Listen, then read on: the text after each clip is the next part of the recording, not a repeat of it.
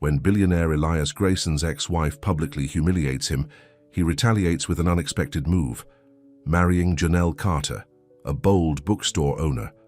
But what starts as a cold business deal soon takes an emotional turn neither of them anticipated.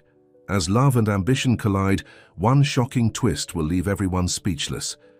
Before we get into the story, comment below where in the world you are watching from today. Elias Grayson stood at the window of his penthouse office, looking down at the city he'd conquered.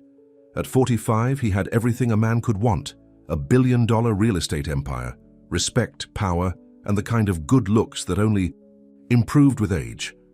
His salt and pepper hair was perfectly cut, his custom suit hiding the hours he still put in at the gym, despite his busy schedule. Everything except a wife who respected him. The divorce papers on his desk were finally signed. After 3 years of marriage, Victoria Ashford Grayson was officially his ex-wife. She'd taken his money but not his name, supposedly because she'd made it more valuable during their time together. His assistant's voice came through the intercom. "Sir, your 4 o'clock appointment is here." Elias pressed the button. "Send them in." The door opened and in walked James Whitaker, his PR director, along with 2 anxious-looking assistants. "You've seen it?" James asked without preamble. "I have." Elias's jaw tightened. He didn't need to elaborate. Victoria's interview in City Elite magazine had gone viral that morning. She'd called him predictable, emotionally stunted, and worst of all, weak. She claimed she'd outgrown him, that underneath his success was a man desperate for approval, still trying to prove himself worthy. "We need damage control," James said, spreading printouts across the table. "The business partners are concerned." "About what, my ex-wife's opinion?" Elias scoffed. "About perception. Your divorce coming right before the Westbrook merger doesn't look good. Investors want stability." Elias turned away from the window. "I don't care what they want. The merger will happen because it makes financial sense." "Sir, with respect, Victoria's family has deep connections. This interview makes you look weak." "Yes, I get it." Elias slammed his hand on the desk. "So, what's your brilliant solution?" James hesitated. "You need to show the world you've moved on, quickly and decisively." "A press release, a statement?" "No." James took a deep breath. "You need to get married again." Elias stared at him. "You can't be serious." "The gala is in 3 weeks. All your investors will be there. Victoria will be there with that tech billionaire she's dating. You need to show everyone that you're not dwelling on the past." "So I'm supposed to find a wife in 3 weeks?" Elias laughed bitterly. "Not just any wife, someone unexpected. Someone who shows you're not the predictable man Victoria claims you are." Elias was about to throw them all out of his office when his phone buzzed. It was a message from Victoria. "Saw your stock dropped 3% after the interview." "Sorry, darling. Truth hurts." Something in him snapped. "Fine," he said. "Find me someone." Janelle. Carter wiped sweat from her brow as she finished moving the last display of books to the front of her store, Storyteller's Haven. At 38, she'd finally achieved her dream of owning a bookstore, even if it meant working 16-hour days. To keep it afloat, "You sure you don't want help with that?" asked her best friend Marla, who worked part-time at the store. "I've got it," Janelle said, adjusting her flowing blouse over her curves. She'd always been a bigger woman, something her mother never let her forget, but she'd learned to dress in a way that made her feel good about herself. The bell above the door chimed, and Janelle turned with her brightest smile, ready to greet a customer. Instead, she saw her landlord, Mr. Peterson. "Ms. Carter," he said, his expression grim, "I need to speak with you about the lease." Janelle's heart sank. She'd been expecting this. "Can we talk in my office?" Once the door closed, Mr. Peterson didn't waste time. "I'm sorry, but the building's been sold. The new owners want to renovate the entire block. You have 60 days to vacate." Janelle felt like she'd been punched. "But we had an agreement. The new company bought out my contract. There's nothing I can do." He looked genuinely sorry. "They're paying relocation fees, but with today's rents, it wouldn't be enough." They both knew it. Commercial space in this area of the city had skyrocketed. She'd lose everything. "Who's the company?" she asked, her voice tight. "Grayson Developments." Janelle recognized the name immediately. Everyone in the city did. Elias Grayson was famous for buying up properties and turning them into luxury spaces no regular person could afford. After Mr. Peterson left, Marla found Janelle staring at her computer screen. What did he want? We're being evicted. Grayson Developments bought the building. That heartless jerk, Marla exclaimed. I just read about him. His ex-wife trashed him in some magazine, said he was cold and calculating. Guess she was right. I can't lose this place, Marla. I put everything into it. What are you going to do? Janelle's eyes hardened. I'm going to talk to Elias Grayson myself.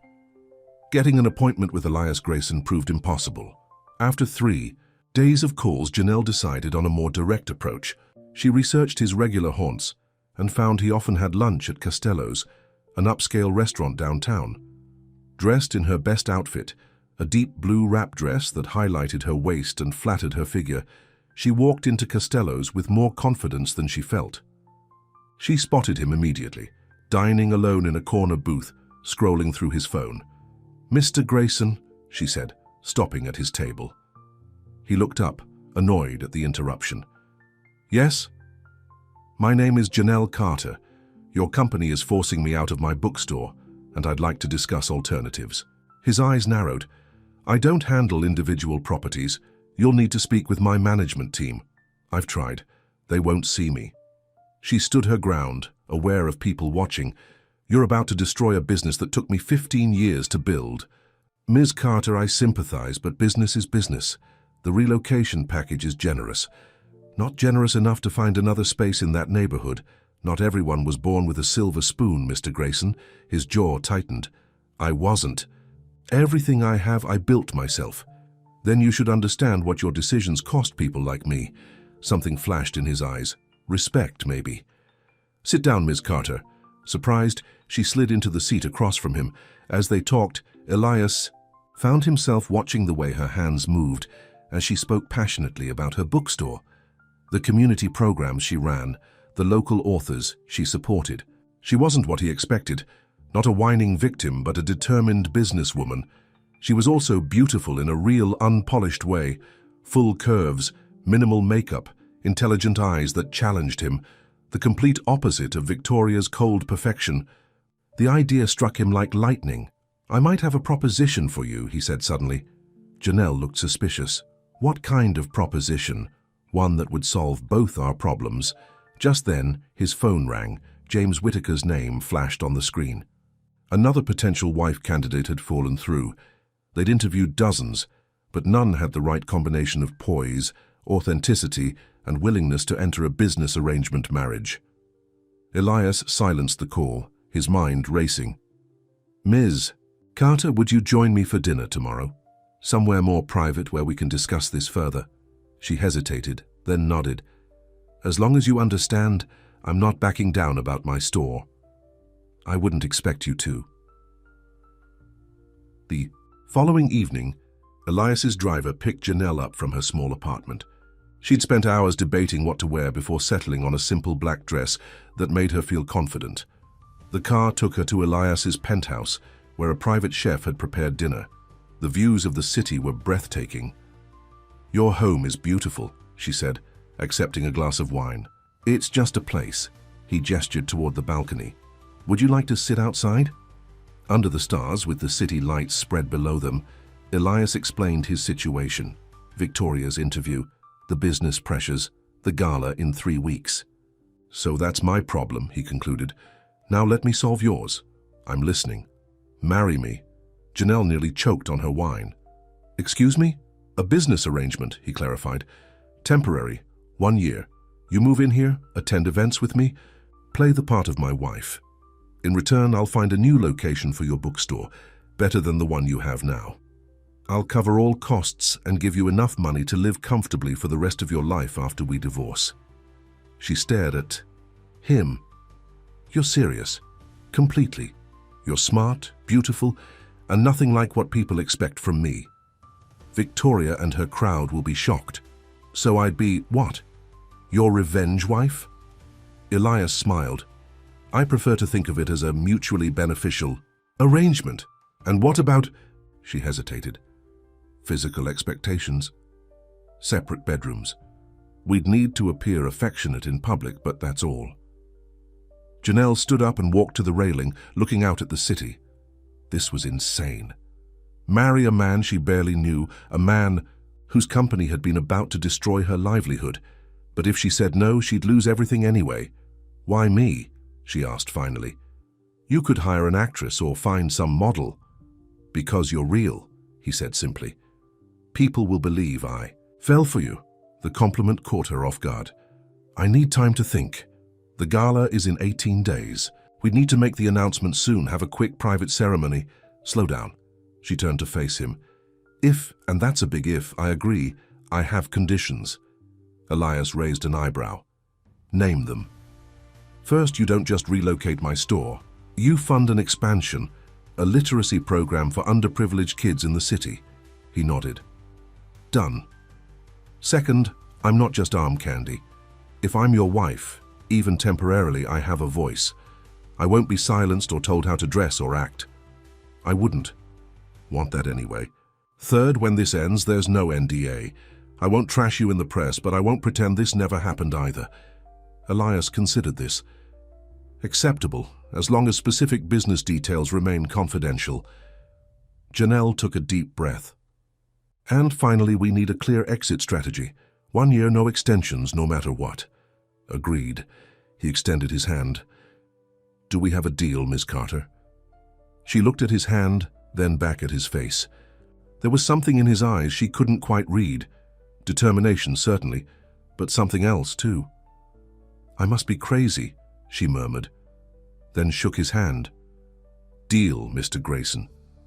Neither of them could have predicted how completely this arrangement would change their lives, or their hearts. You agreed to what? Marla's voice echoed through Janelle's apartment as she paced back and forth. A fake marriage to Elias Grayson, the same man who was about to destroy your bookstore? Janelle sat on her couch, still processing her own decision. It's not fake, technically. The marriage will be legal. But it's not real. Marla threw her hands up. This is insane, even for you. What choice do I have? If I don't do this, I lose the store. If I do, I get a better location, funding for the literacy program and financial security for life. Marla stopped pacing and sat beside her friend. And what happens when you fall for him? I won't, Janelle said firmly. This is business. Besides, he's still in love with his ex-wife. Is he, or is he just hurt and angry? Marla shook her head. Just be careful. Men like Elias Grayson aren't used to not getting what they want. The next morning, Janelle's phone rang. It was Elias. I've arranged for you to meet with my team today. They'll help with the transition. Transition? Janelle asked, still in her pajamas. To your new life, he said smoothly. A car will pick you up in an hour. Before she could protest, he'd hung up. Janelle stared at her phone in disbelief. She was already losing control of her own life, and she hadn't even signed anything yet. The car that arrived wasn't just any car. It was a gleaming, black limousine. The driver, an older gentleman named Frank, opened the door for her with a respectful nod. Where are we going? She asked, as they pulled away from her modest apartment building. First stop is the Grayson Tower, Ms. Carter. Mr. Whitaker is expecting you. James Whitaker turned out to be a harried-looking man with kind eyes behind stylish glasses. He greeted Janelle with a firm handshake. Ms. Carter, a pleasure. I'm Elias's PR director. I'll be coordinating your integration. That sounds ominous, Janelle said, only half joking. James smiled tightly. We have a lot to accomplish in a very short time. The story we're putting out is that you and Elias have been secretly dating for 6 months. You met at a charity event for literacy that ties in nicely with your bookstore. And people will believe that? They'll believe what we tell them, especially if you play your part convincingly. He handed her a folder. Your schedule for the next 2 weeks. We need to prepare you for the gala. Janelle flipped through pages of appointments. Stylists, designers, etiquette coaches, media training. I don't need all this, she protested. I know how to behave in public. With all due respect, Ms. Carter, you've never been in the public eye like this before. Victoria Ashford moves in powerful circles. You'll be compared to her at every turn. I'm not trying to be Victoria. That's precisely the point, James said. Elias doesn't want another Victoria. He wants someone authentic, but authentic doesn't mean unprepared. After meeting with James, Janelle was whisked to an attorney's office to sign the prenuptial agreement. The terms were surprisingly generous: the new bookstore location, funding for the literacy program, and a substantial settlement after 1 year of marriage. Mr. Grayson insisted on the additional clauses, the lawyer explained when Janelle questioned the settlement amount. He said, "Your dignity isn't for sale, but your time deserves fair compensation." As she signed her name, Janelle wondered what kind of man would think that way. The Elias Grayson she'd heard about was ruthless in business, but maybe there was more to him than his reputation suggested. The final stop of the day was a private jeweler in the Diamond District.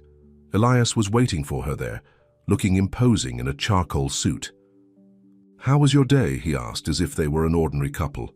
"Overwhelming," she admitted. "Your Mr. Whitaker has big plans for me. James is thorough, but if anything makes you uncomfortable, tell me." The jeweler approached with a tray of engagement rings, each more extravagant than the last. "I don't need something flashy," Janelle said, intimidated by the massive diamonds. Elias studied her. "What would you choose if it were up to you?" She scanned the display cases and pointed to a vintage-style ring with a modest center stone surrounded by smaller diamonds. "Something like that. It has character." To her surprise, Elias nodded. "That one, please," he told the jeweler. As Elias slid the ring onto her finger, their eyes met. For a moment, something passed between them, an acknowledgement that despite the bizarre circumstances, this was a significant moment. "It suits you," he said softly. "Thank you." She looked down at her hand where the ring caught the light. "It's beautiful." That night, back in her apartment, Janelle called Marla. "It's official. I have a ring and everything. How are you feeling?" Marla asked. "Like I'm in someone else's life," Janelle admitted, "but I'm going through with it. Just make sure you don't lose yourself in the process." The news of Elias Grayson's engagement broke the next day. The press release described Janelle as the woman who captured the heart of New York's most eligible bachelor, and included a carefully staged photo of them looking happy together.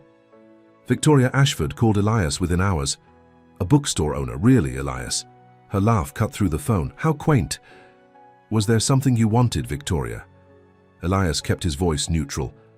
"I just wanted to congratulate you on finding someone so different from your usual type." "You mean someone with substance?" He couldn't resist the dig. Victoria's voice cooled. "No need to be defensive, darling. I'm happy for you. Though I am surprised by the rushed timeline. The gala is barely 2 weeks away." "When you know," Elias said, repeating the line James had prepared. Well, Bradley and I look forward to meeting her." After hanging up, Elias stared out his office window. Victoria's reaction bothered him more than he wanted to admit. Not because he still had feelings for her, but because her condescension toward Janelle angered him.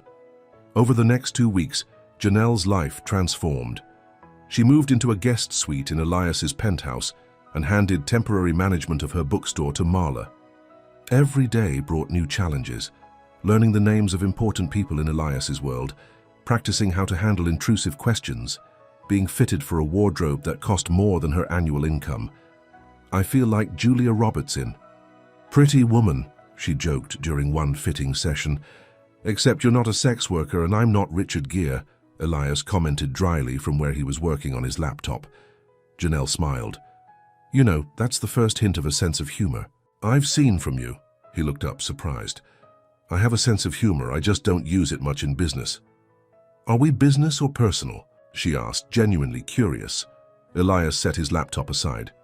"Both, I suppose, which makes this complicated." "It's only complicated if we make it that way," Janelle said, turning to examine her reflection in a gown the stylist had chosen. "We're two adults with an agreement. As long as we're honest with each other, we'll be fine." Elias watched her, admiring not just how the dress hugged her curves, but the confidence with which she carried herself. Victoria had always been beautiful, but her beauty required constant maintenance and validation. Janelle seemed comfortable in her own skin. "You're right," he said finally. "Honesty it is." 3 days before the gala, they had their first test, a dinner with Elias's closest business associates and their wives. Janelle was nervous, but determined not to show it. "Remember," Elias said as they rode the elevator down to his building's private dining room, "these people respect power. Don't let them intimidate you." "I'm not easily intimidated," she replied, adjusting his tie slightly, "even by you." The dinner started awkwardly. The other women clearly didn't know what to make of Janelle, exchanging glances when they thought she wasn't looking. "So, Janelle," said Diane, the wife of Elias's CFO, "Elias tells us you own a bookstore. How charming." "It is," Janelle agreed warmly. "There's something magical about connecting people with stories that might change their lives." "And how exactly did you and Elias meet?" asked another woman. "It seems so unexpected." Before Janelle could answer, with their prepared story, Elias spoke up. "Janelle stood up to me when my company was about to tear down her building. She marched into a restaurant where I was having lunch and refused to leave until I heard her out." The table fell silent. This wasn't the story they'd practiced, Elias continued. "She was the first person in years who didn't care about my money or power. She just wanted to save something she believed in." He reached for Janelle's hand. "I found that irresistible." Janelle squeezed his hand, playing along but surprised by the emotion in his voice. He sounded almost sincere. As the evening progressed, she gradually won over the group with her intelligence and humor. She asked thoughtful questions about their businesses and families, showing genuine interest. By dessert, the atmosphere had completely changed. Even Diane was laughing at Janelle's stories about eccentric bookstore customers. In the car on the way home, Elias seemed pleased. "You were perfect tonight." "You went off script with the meeting story," she pointed out. "I decided the truth was better, more convincing." "Is that really why you proposed, because I stood up to you?" Elias looked out the window. "Partly. It's rare in my world." At the penthouse, they stood awkwardly in the hallway between their separate bedrooms. "Thank you for tonight," Elias said formally. "You exceeded expectations." "Is that your way of saying I did a good job?" "Yes." He hesitated, then added, "I appreciate how you're handling all of this. I know it's not easy." "Night, Elias," she said softly, turning toward her room. "Janelle," he called after her. When she looked back, he seemed to be struggling with what to say. "The gala is our biggest test. Victoria will be there with her new boyfriend. She'll try to make you feel small. I've dealt with mean girls before. Victoria isn't a girl, she's a shark in designer clothing." His expression was serious. "Just be prepared." "I will be," Janelle promised. "Good night." In her room, Janelle sat at the vanity removing her jewelry. She studied her reflection, hardly recognizing the polished woman staring back at her. The designer dress, the perfect makeup, the elegant updo, all created to make her fit into Elias's world. But underneath it all, she was still Janelle Carter, the girl who grew up on library books and dreamed of owning her own store someday. She wouldn't let this arrangement change who she really was, no matter how tempting the lifestyle. As she slipped off her engagement ring, she heard Elias on the phone in the next room. His voice was raised, unusual for a man who prided himself on control. "I don't care what it costs," he was saying. "Find a better location. The bookstore needs to be perfect." Janelle smiled despite herself. Maybe there was more to Elias Grayson than she'd thought. The morning of the gala, a large package arrived for Janelle. Inside was the most beautiful gown she'd ever seen, a deep emerald color that made her eyes shine and complemented her skin tone perfectly. The cut was flattering to her curves without trying to hide them. A note was attached in Elias's handwriting. "Be yourself tonight, that's all I ask." She was touched by the gesture and the message. All the dresses the stylist had shown her were beautiful, but conservative, designed to help her blend in. This dress would definitely make her stand out. She was admiring it. Her phone rang. It was Marla. "How's life as a future socialite?" Marla teased. "Exhausting," Janelle admitted. "But interesting. How's the store?" "Fine, but that's not why I'm calling." "Have you seen the tabloids today?" Janelle's stomach dropped. "No. Why?" "They're running stories about you and Elias. Someone leaked photos of you from college, those spring break pictures from Cancun." "What?" Janelle felt sick. The photos weren't scandalous by celebrity standards, just her in a bikini having fun with friends, but they were private. "There's more," Marla continued grimly. "They're calling you a gold digger, saying you trapped Elias." "That's ridiculous. This whole thing was his idea." "I know that, but they don't," Marla sighed. "This has Victoria written all over it." After hanging up, Janelle found Elias in his home office. He was already aware of the stories. "I'm so sorry," she said. "This must be embarrassing for you." He looked at her in surprise. "For me, they're attacking you, not me. But your reputation will survive." He stood up and came around the desk. "Janelle, I knew something like this might happen. Victoria plays dirty. What do we do now?" "We go to the gala with our heads high." His eyes were determined. "We show them that their tabloid tactics can't touch us." For the first time since agreeing to this arrangement, Janelle felt genuinely emotional. No one had ever stood up for her like this before.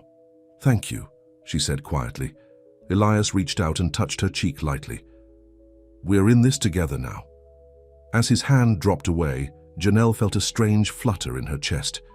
She reminded herself sternly that this was all for show, the concern, the protectiveness, the gentle touch. But her heart wasn't entirely convinced.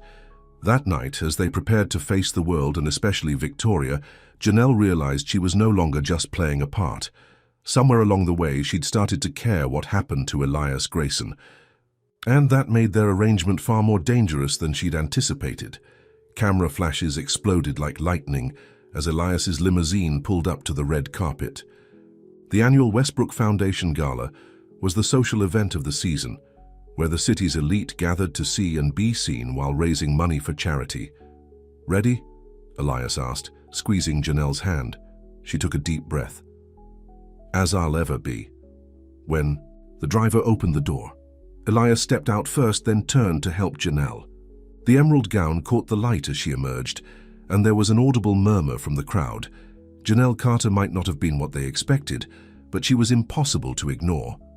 The dress hugged her curves perfectly, her hair was swept up in an elegant style that showed off her neck, and she wore the vintage-style engagement ring like she'd been born to it. Elias placed his hand on the small of her back, a possessive gesture that wasn't just for show. He found himself genuinely proud to have her by his side. "They're staring," Janelle whispered as they posed for photographers. "Let them," he replied. "You look stunning." They made their way inside, where the ballroom had been transformed into a winter wonderland with ice sculptures and crystal decorations. Important people came forward to greet Elias, their curious gazes sliding to Janelle. "Elias, darling." A tall, willowy blonde approached, air kissing his cheeks. "What a surprise. To hear your news, Cassandra." Elias nodded coolly. "This is my fiancée, Janelle Carter." Cassandra's smile didn't reach her eyes as she looked Janelle up and down. How refreshing to see someone so different at these events. "Different is exactly what Elias needs," Janelle replied smoothly. "After all, doing the same thing over and over and expecting different results is the definition of insanity, isn't it?" Elias suppressed a smile as Cassandra blinked in surprise. Janelle might not have grown up in this world, but she could certainly hold her own.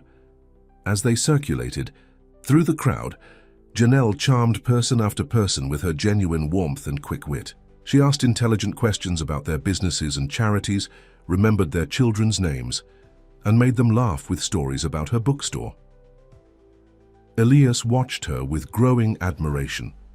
Victoria had always been calculating at these events, forming alliances and collecting gossip. Janelle seemed to actually enjoy the people.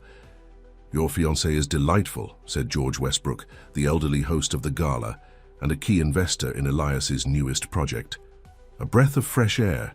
"She is," Elias agreed, his eyes following Janelle as she chatted with a group of women who had initially seemed standoffish but were now laughing at something she'd said. "Much warmer than Victoria," George continued.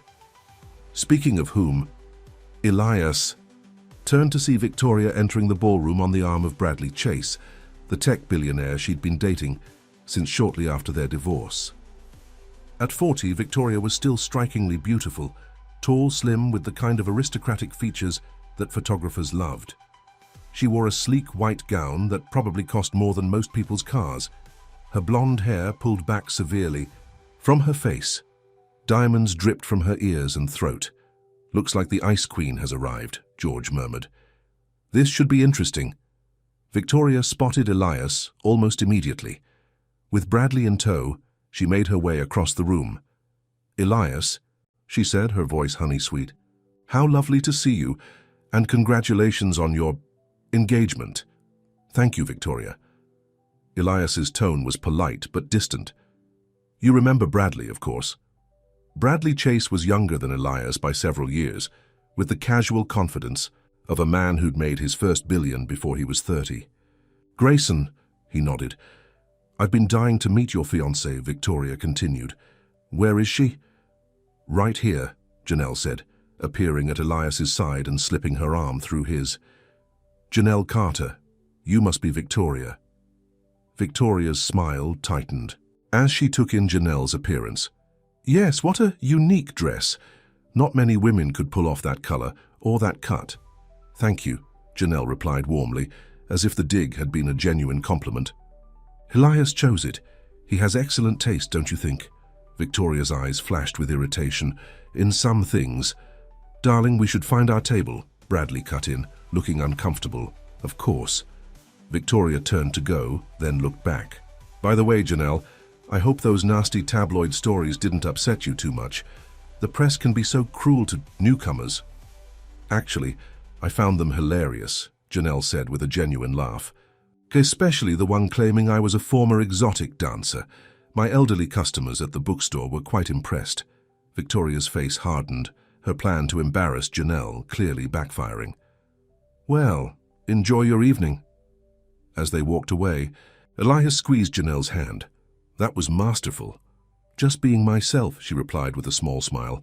"Like you asked." They made their way to their table for dinner, where James Whittaker was already seated with his wife.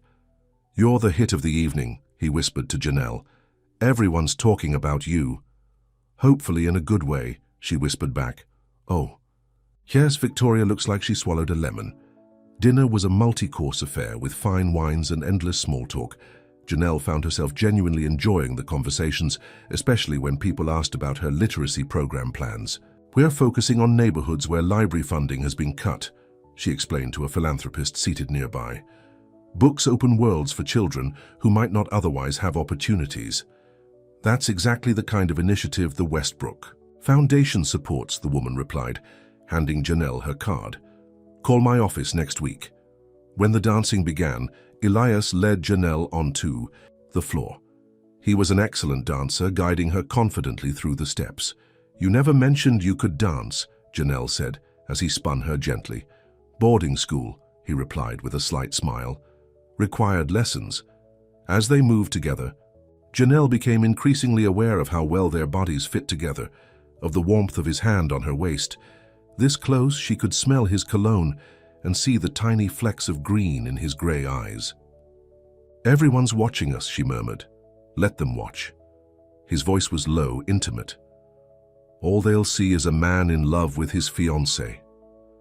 The words sent a shiver through her, even though she knew they were part of the act. But were they? The way Elias was looking at her felt genuine. Across the room, Victoria observed them with narrowed eyes as she danced with Bradley. "She seems nice," Bradley commented, following Victoria's gaze to Janelle. "She's a nobody," Victoria snapped. "Elias is just using her to make some kind of statement." Bradley raised an eyebrow. "Are you sure? He looks pretty smitten to me." "Don't be ridiculous. Elias doesn't fall for women like that. This is all for show, if you say so." Bradley shrugged. "Though I have to say, she's handling herself remarkably well for a nobody. Half the board members of my foundation have already asked for her contact information about that literacy program." Victoria's grip on his shoulder tightened painfully, but she said nothing more. Later in the evening, Janelle excused herself to visit the ladies' room. As she was touching up her lipstick, Victoria entered. "Enjoying your Cinderella moment?" Victoria asked, reapplying her own makeup with precise movements. "Very much, thank you," Janelle replied calmly, though her heart was racing. "It won't last. You know." Victoria's eyes met Janelle's in the mirror. "Elias gets bored easily. He has a pattern: infatuation, obsession, disillusionment, abandonment. I was just the first wife. There were others before me, and there will be others after. You. That sounds more like your pattern than his, Janelle observed. From what I've heard, you were the one who stepped out on the marriage. Victoria's eyes widened slightly. He told you about that. He tells me everything. It was a bluff, but it hit home. Victoria's perfect composure slipped. Listen to me carefully. I know Elias better than anyone. He doesn't want a real wife. He wants a trophy, someone who enhances his image and doesn't challenge him. You're a novelty, nothing more. Is that why you're trying so hard to sabotage us? Because I'm just a novelty? Janelle turned to face Victoria directly. Or are you afraid he might actually be happy with someone who sees him as a person, not a bank account? You little... Victoria caught herself as another woman entered the restroom.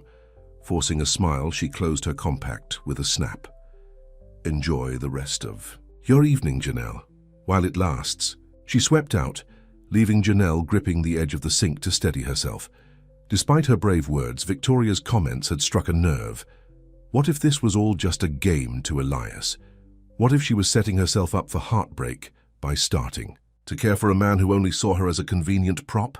When she returned to the ballroom, she found Elias deep in conversation with George Westbrook and several other investors. His face lit up when he saw her approaching. "There you are," he said, drawing her into the circle. "I was just telling George about your ideas for the literacy program. We're very impressed," George said warmly. "In fact, we'd like to match Elias's funding. With both your passion and our resources, we could expand the program citywide." Janelle's eyes widened. "That's incredibly generous." "Not at all. It's good business and good community relations." George patted her hand. "And between us, it's high time someone like you shook up these stuffy events. You've made quite an impression tonight." As the evening wound down, Janelle found herself exhausted but exhilarated. They'd done it, survived the gala, charmed Elias's business associates, and even secured additional funding for her program. In the limousine on the way home, she slipped off her high heels with a sigh of relief. "My feet are killing me." Elias loosened his tie. "You were amazing tonight. Beyond what I could have hoped for, even with Victoria trying to cause trouble. Especially then." He reached over and took her hand. "Thank you, Janelle." The simple sincerity in his voice touched her. "You're welcome." Back at the penthouse, they stood again in the hallway between their rooms, the now familiar awkwardness settling between them. "Well, good night," Janelle said, turning toward her door. "Janelle." Elias's voice stopped her. "What did Victoria say to you in the ladies' room?" She hesitated. "Nothing important." "You looked upset when you came back." His eyes searched her face. "Tell me." She said, "I was just a novelty, that you had a pattern, infatuation, obsession, disillusionment, abandonment." Janelle looked down. "That you'd get bored with me." Elias's jaw tightened. "Victoria's projecting. She's the one who gets bored, who's always looking for the next thrill. So there weren't others before her. There were relationships, yes, some serious, but not like she's implying." He ran a hand through his hair. "This arrangement between us, it's unusual, I know, but I respect you, Janelle. This isn't a game to me." She nodded, not entirely convinced, but wanting to believe him. "Good night, Elias." In her room, Janelle carefully hung up the emerald gown and removed her jewelry. As she washed her face, erasing the perfect makeup, she wondered what Elias saw when he looked at her now. The polished woman from the gala? Or the real Janelle underneath, and which one did she want him to see? 5-1 the next morning, Janelle woke to find the penthouse empty except for a note from Elias saying he had early meetings. She was relieved to have some time alone to sort through her conflicted feelings. She made coffee and curled up on the sofa with the morning papers. Their appearance at the gala was front-page news in the society sections, with headlines like "Grayson's Surprise Romance" and "Who is Janelle Carter?" Most of the coverage was positive, praising her refreshing authenticity and style. There were quotes from guests calling her charming and a breath of fresh air. But one tabloid ran a nasty piece clearly sourced from Victoria, questioning Janelle's background and suggesting the engagement was a publicity stunt. Janelle was still reading when Marla called. You're famous, Marla exclaimed. The store's been packed all morning with people hoping to catch a glimpse of the future Mrs. Grayson. You're kidding, Janelle laughed. Nope, I've already sold out of those feminist essay collections you couldn't move last month. Apparently, if Elias Grayson's fiancé owns a bookstore, reading is suddenly fashionable again. That's actually amazing, Janelle said, an idea forming. So how was it? Did you and Ice Queen Victoria have a showdown? Something like that. Janelle filled her in on the events of the gala. But the weird thing is, I think Elias might be starting to have real feelings for me. And you for him? Marla asked shrewdly. Janelle sighed. Maybe, which is exactly what you warned me about. Just be careful. Men like Elias are complicated. After hanging up, Janelle spent the morning researching literacy programs in other cities, gathering ideas for expanding her own initiative. With the Westbrook Foundation's support, she could help thousands of children.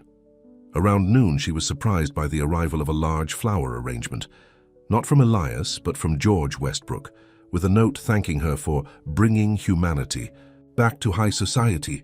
She was still smiling at this when Elias returned, looking tired but pleased. Good day, she asked. Very. The Westbrook merger is moving forward, and our stock is up 5%. He noticed the flowers.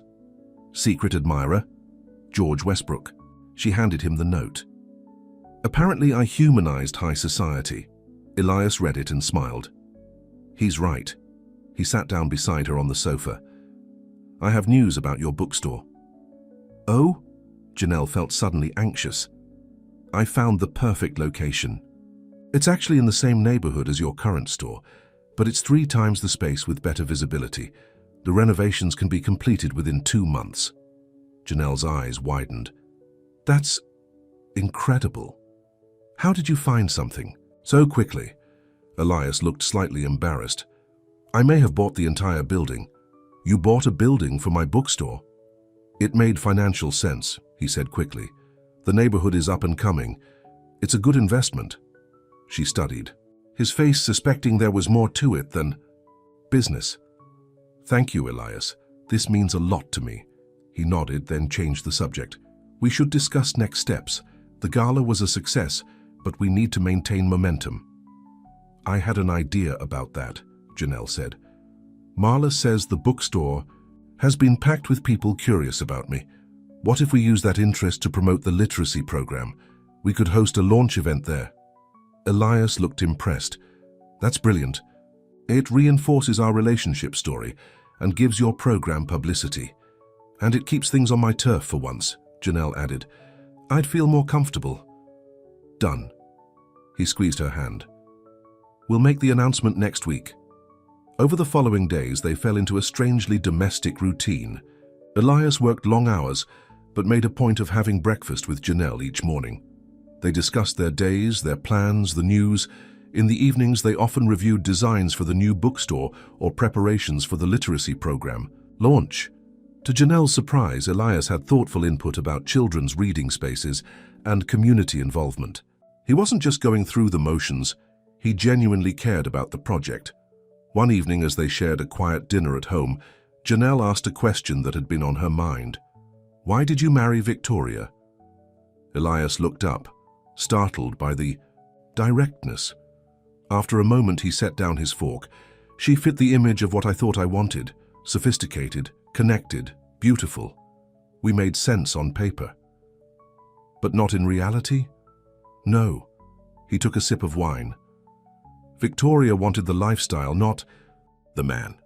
When I was working 80-hour weeks building the company, she was spending my money and sleeping with her tennis instructor. Janelle winced. I'm sorry. It was a long time ago, he said, though his eyes still showed the hurt. What about you? You've never mentioned past relationships. Nothing very serious, Janelle admitted. I dated a professor for a while in my 20s. He loved the idea of a woman who read as much as I did, but he hated that I had opinions about the books. Elias smiled. His loss. I've been too busy building my business to focus on relationships, she continued, though my mother reminds me constantly that my biological clock is ticking. Do you want children? The question seemed to surprise Elias as much as it did Janelle. Yes, Someday, with the right person. She felt her cheeks warm. What about you? I never thought about it much with Victoria, he admitted. She was clear that children would interfere with her social life. But yes, I think I would like to be a father.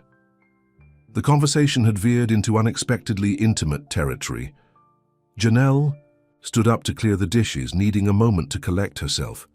Can I ask you something else? She said, as she rinsed plates at the sink.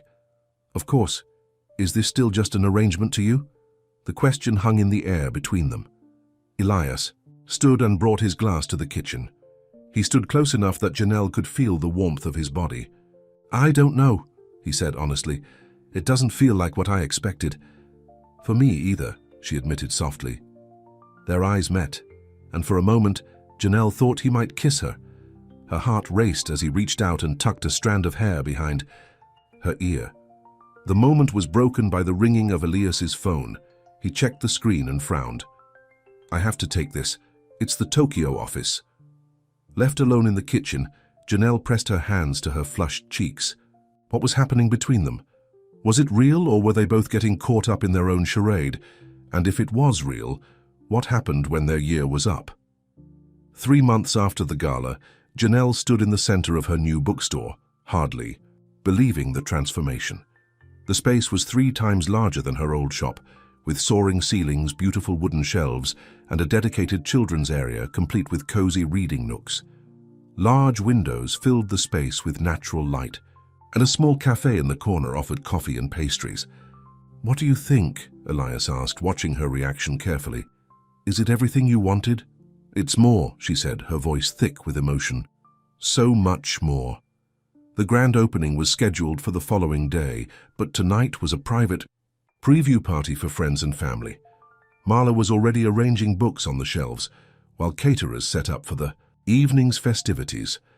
The Read Together program office looks amazing too, Janelle said, referring to the literacy initiative that now occupied the 2nd floor of the building. In the months since the gala, the program had secured funding and partnerships that would allow it to serve thousands of underprivileged children across the city. You did that, Elias reminded her.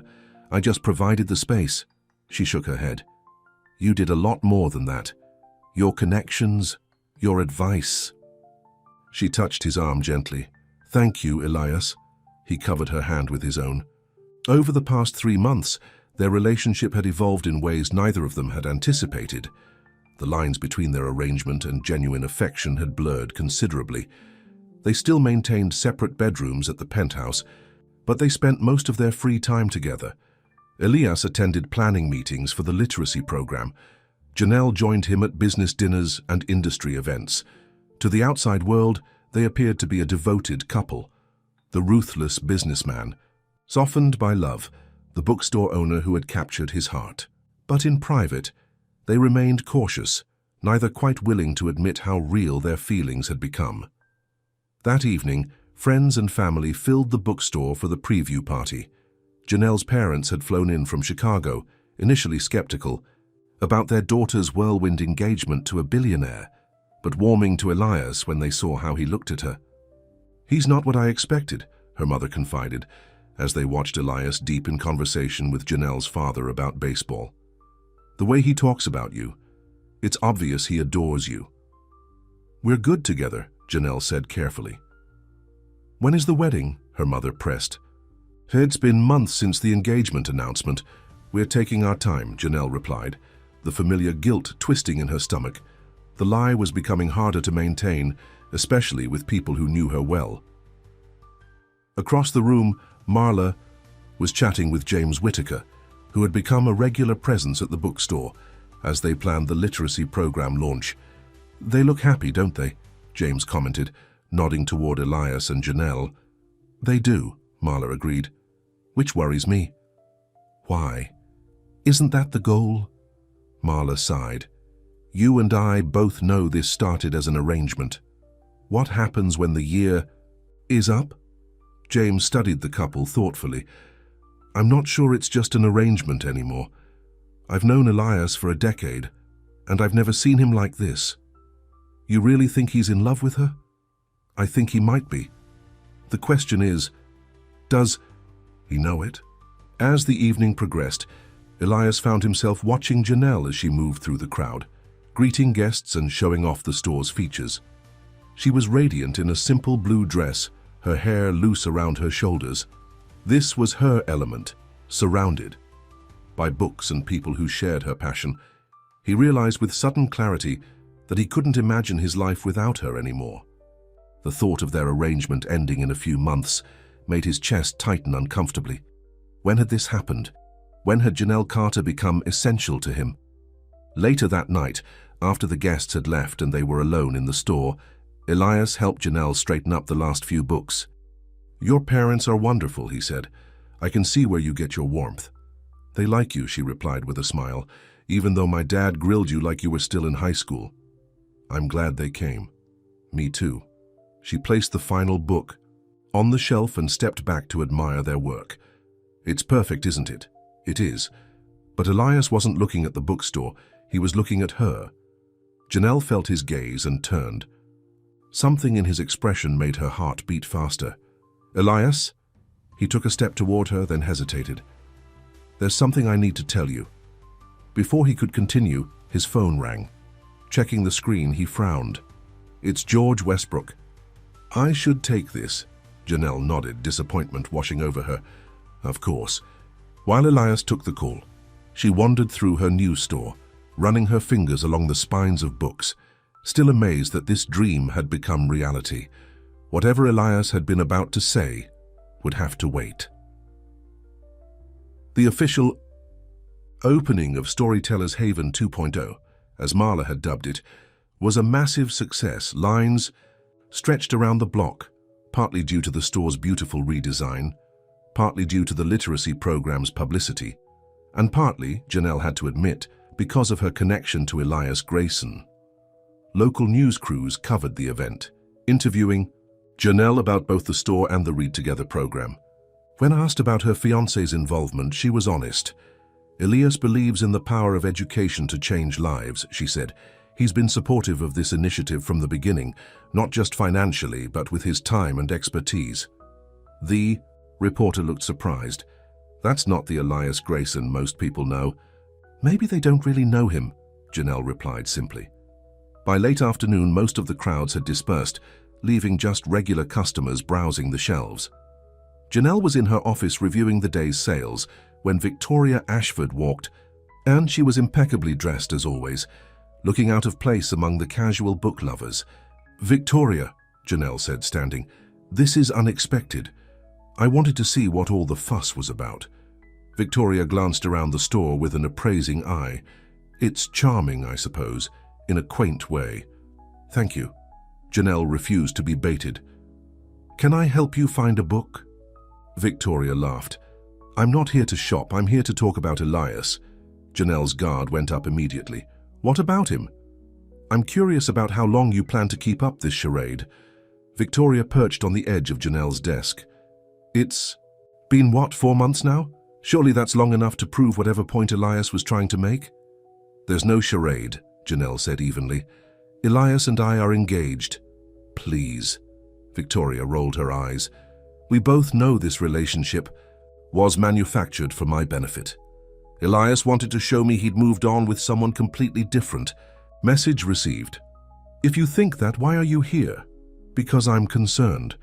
Victoria's voice softened with practiced sincerity. "Elias doesn't do well with emotional entanglements.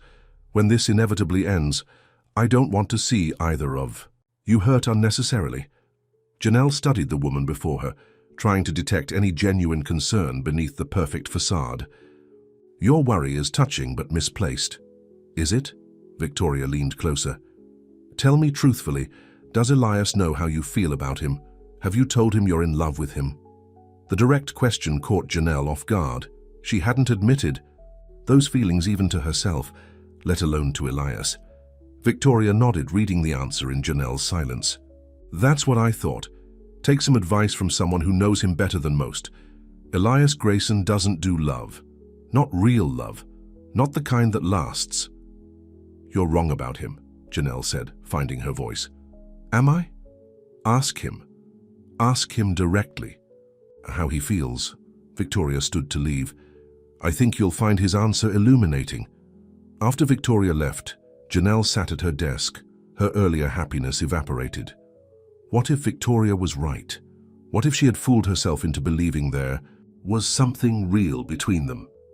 That night, Elias noticed her subdued mood as they had dinner at the penthouse. "Is everything okay?" he asked.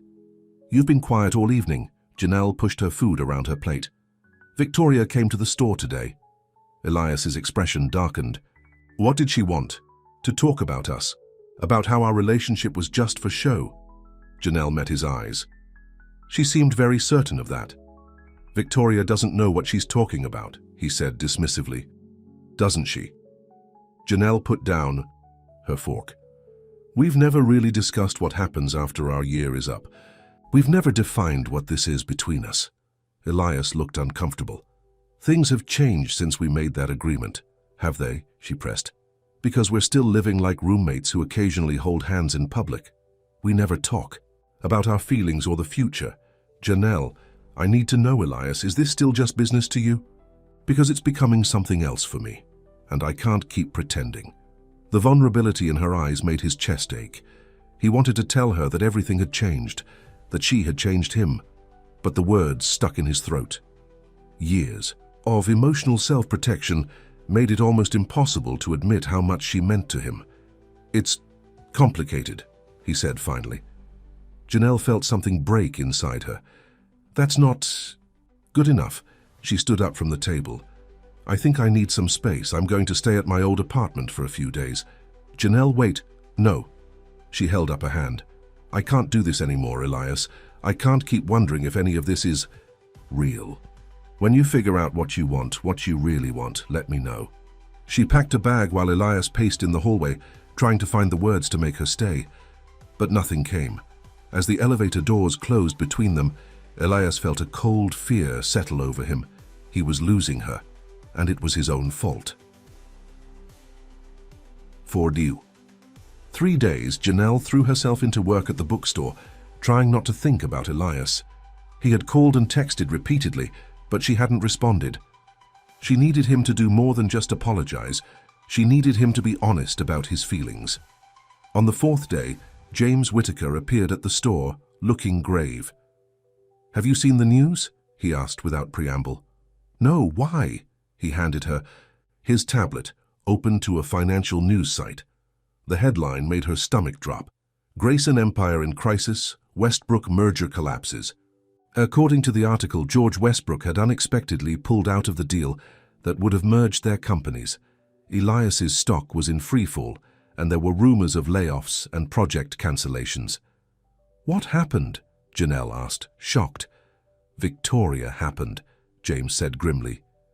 "She's engaged to Bradley Chase now, and it turns out he's a major investor in Westbrook's company. They persuaded George to back out." "That's terrible," Janelle whispered. "Is Elias okay?" "No," James said bluntly. "He's working around the clock to salvage what he can, but—" He hesitated. "He needs you, Janelle. I've never seen him like this." "He hasn't reached out to me about this," she said, hurt that Elias hadn't shared such a major crisis with her.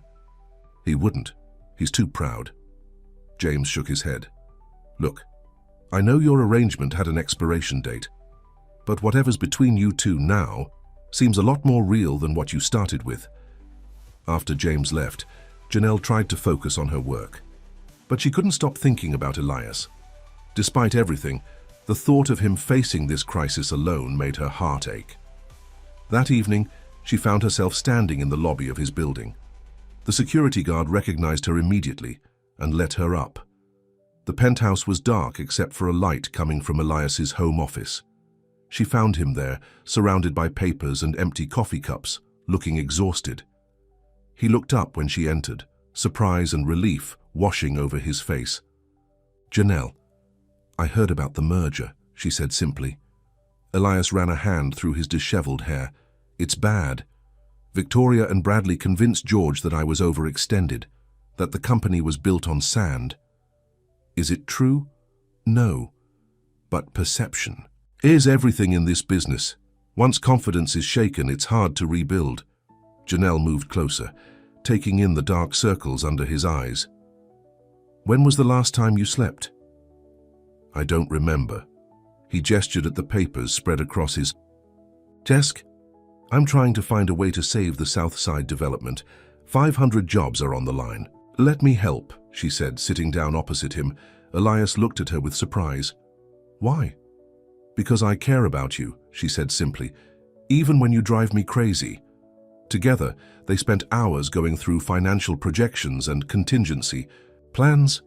Janelle's fresh perspective helped Elias see options he had overlooked in his exhaustion. As dawn broke over the city, they had outlined a viable strategy to save the core projects and minimize job losses. It would mean selling some assets and taking on a new investor, but the company would survive. Thank you, Elias said as they finally took a break. I couldn't have done this without you. Yes, you could have, Janelle corrected him.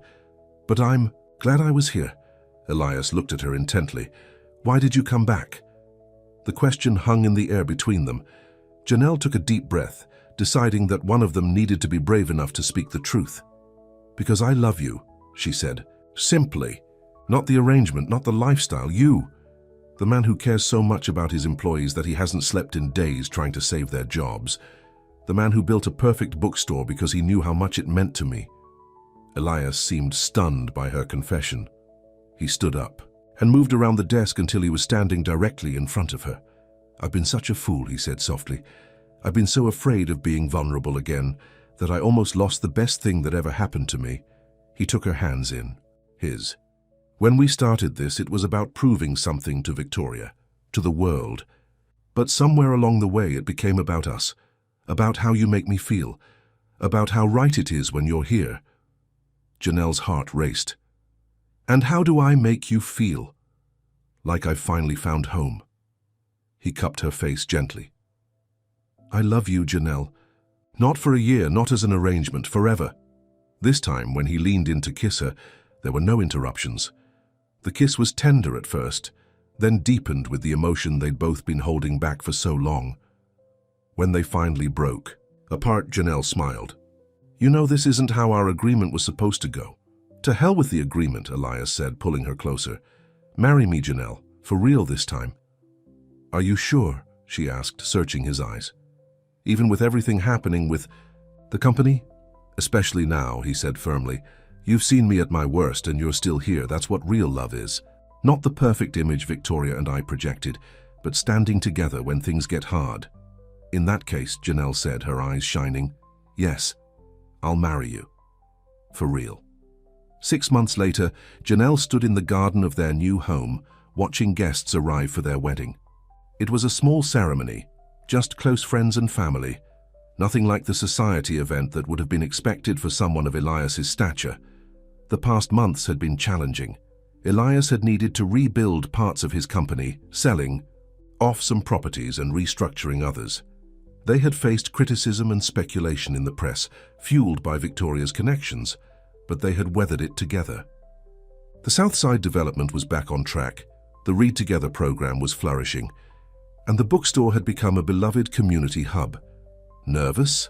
Marla asked, adjusting Janelle's simple white dress. Not at all, Janelle replied honestly. This feels right. Across the garden, Elias was greeting guests with James. He looked more relaxed than Janelle had ever seen him, having finally found the balance between business success and personal happiness. When Victoria and Bradley had announced their engagement, in a splashy magazine spread, Elias hadn't even flinched. Poor Bradley, was all he'd said. He has no idea what he's in for. As the ceremony began, Janelle walked toward Elias without bridesmaids or fancy procession. When their eyes met, everything else faded away. The vows they exchanged were simple but heartfelt. They promised to support each other's dreams, to face challenges together, and to remember always that real love isn't about perfection, but about choosing each other every day. I never expected you, Elias said, his voice thick with emotion. You came into my life when I was trying to prove something to someone else, and you ended up showing me what really matters. And I never thought I'd fall for the man who nearly tore down my bookstore, Janelle replied with a smile. But you rebuilt not just the store but my faith in possibilities. As they sealed their vows with a kiss, applause erupted from their guests. Even Janelle's mother was crying, having finally accepted that her daughter had found true happiness in this unexpected match. At the reception, George Westbrook approached them, champagne in hand. "I owe you both an apology," he said. "I let others influence my business decisions and I was wrong." "Water under the bridge," Elias said, shaking his hand. "The new investor has been good for the company." "We're leaner but stronger." "And the literacy program?" George asked. "Thriving," Janelle replied proudly. "We're opening our 10th location next month." As the evening progressed, Elias pulled Janelle onto the dance floor. Holding her close, he whispered, "Have I told you today how much I love you?"